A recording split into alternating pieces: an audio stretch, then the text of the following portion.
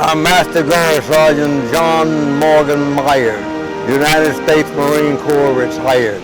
I joined the Marine Corps as one of the first African Americans to go into the Marine Corps. I was born in a little town called Paris, Kentucky, at the foot of the mountain. I arrived in Cincinnati, Ohio when I was about 13 years old. A Marine, I go through boot camp in Montford Point, North Carolina, back in 1942. You would allow me to take you through boot camp with me for a little bit, and you must make allowance for some of the expressions that you hear. Montford Point at that time for black Marines was a hellhole.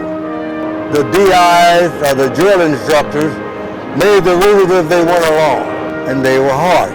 There were a lot of, you might say, ignorance in the leadership of the people that were there training us, and that's what they seem to have wanted. So we caught, and if you'll excuse this expression, we caught pure D hell in that hellhole down there at that time. But we came through. We came through. They made Marines and they made men out of the people that were there in Montford Point during those days and times. There were a lot of sleepless nights, and there were a lot of hurt, and a lot of aches and pains. But we survived, and we became survivors. We not only survived Montford Point, we survived parts of the Pacific War, we survived Korea, and I personally survived 3 times in Vietnam. I retired from the Marine Corps as a total 100% disabled veteran from the 3 times that I'd spent in Vietnam. It was on the pretense of Mr. Nixon and Mr. Kissinger. They came up with the idea that they would defertilize the jungle in Vietnam so we could better see the enemy, and they did. They defertilized the jungle so we could better get a glimpse of the enemy. And when this happened, we did see the enemy. And the enemy was us. We took the blow from that Agent Orange.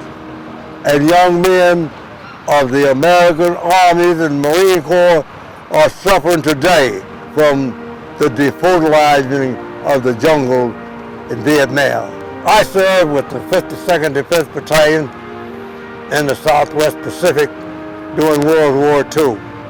The first islands that we occupied in those islands, Marshall Islands, during World War II, was the little group, atoll of islands called Roy Namur.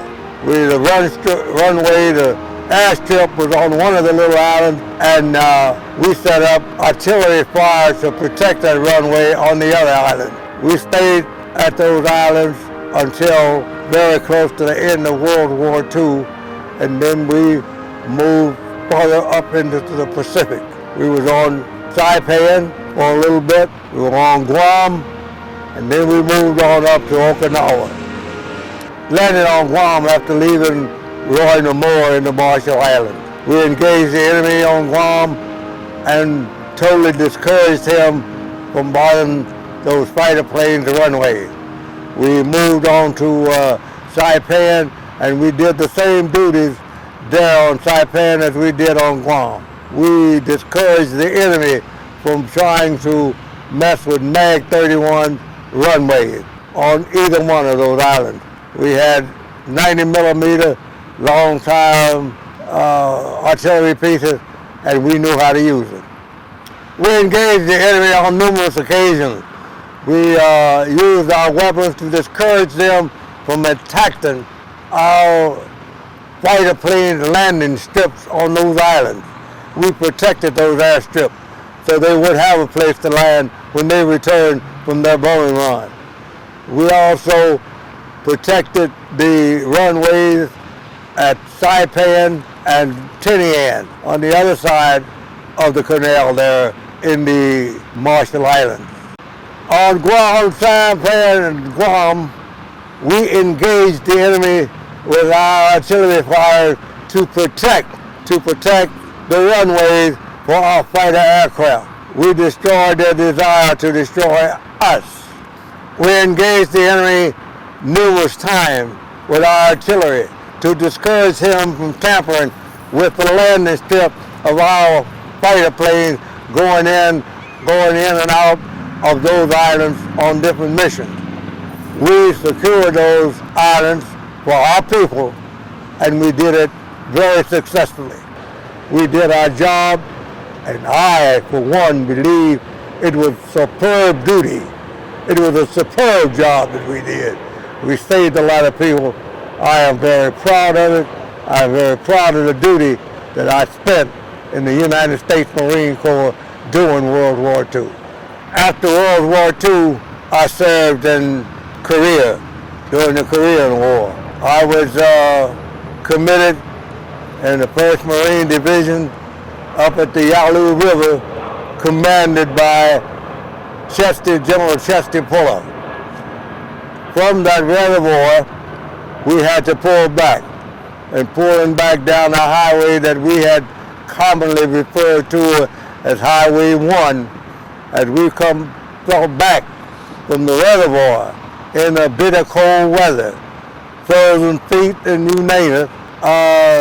The General Puller was harassed by some young reporter that was standing along the roadside when he asked the General, how does it feel, General? This is the first time the Marine Corps has ever had to retreat.